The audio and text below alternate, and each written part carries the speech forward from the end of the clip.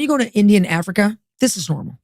You see people slithering on the ground all the time. Wow. This is normal because they are possessed, uncontrolled by demonic serpents. Yeah. That's what happens when you worship so many gods. Exactly. Exactly. They're carrying out the curse. Idolatry is connected to serpents and witchcraft. Because if you have an idol in your life, the Bible says, cursed are those who make for themselves a graven image. So that's not just in the Bible. If people have social media as an idol, or their YouTube is an idol, or their ministry is an idol, or their money's an idol, or their another person's their idol, or whatever, they're going to be able to be cursed by a witchcraft spirit. Witches curse and serpents carry it out. Yeah. So they're going to get cursed and they're going to have a serpent come upon them. So look at India, Africa, loaded with idols. America is too. Hello. We are too. Yeah. The world is. Everybody has this idolatry. We got to end it, because then we will break off the witchcraft curse and we'll break off the serpent attack. The Bible says idols cannot see, they cannot hear, they cannot walk, they cannot talk, which means they're going to disable you from seeing the spirit, but also cause problems with your eyes.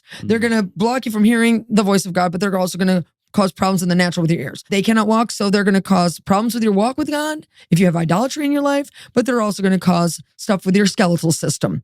Okay, so you have idols in your life. You get cursed, because curse is anyone who makes for themselves a graven image. A witchcraft spirit curses you. The serpent comes to carry it out. And what happens?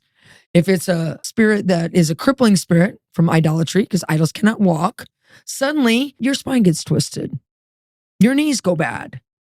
Your shoulders, something happens with your elbows. Your neck hurts because their snake is on there carrying out that curse and causing this twisting in your body. Let's say it's an idol that it cannot hear. So what happens?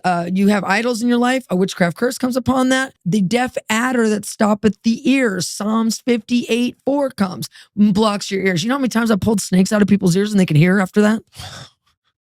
Okay, eyes. Idols cannot see. So a curse gets cast on somebody because they have idols in their life. Okay, a serpent comes in and puts a scale over their eyes, or a serpent in their eyes. And you're like, what are you talking about, woman? Okay, check it out. Who had scales come off their eyes in the Bible?